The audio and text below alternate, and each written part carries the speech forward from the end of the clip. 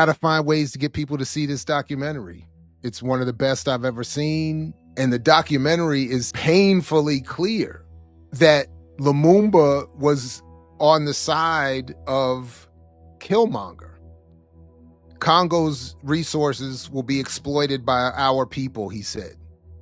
We're linking up with Nkrumah. We want a United States of Africa and sign some treaty or whatever to set that in motion. We're with Sekou Touré. Malcolm X is shown over here to be holding up that same argument that there needs to be Pan-African solidarity, a United States of Africa, and this is clearly the goal that those in power were terrified of. Yeah, there's just a lot of clarity around the United States of Africa that this was the goal, that Nkrumah, Lumumba, Sekou Touré again, and others were just very clear. It's so clear how Pan-Africanism terrifies those who rule. And they have clips of people saying they're not worried about socialism or communism, they're worried about Africanism. And at least to a large extent, not to downplay the anti-communism, but that was it.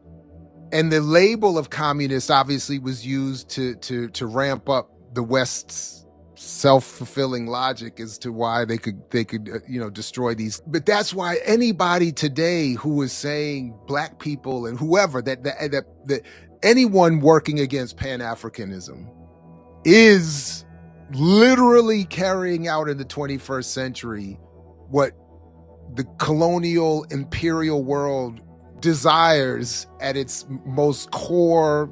It's just so obvious. And this documentary is anyone looking to wed Black America's fate solely within the United States, anyone working within the African diaspora to highlight disunity or encourage disunity is a political intellectual descendant of the Dulles brothers who you see in here. This documentary does an amazing job of, again, clarifying how much the United States and its European allies cannot stand African unity. They fear it. They need it to be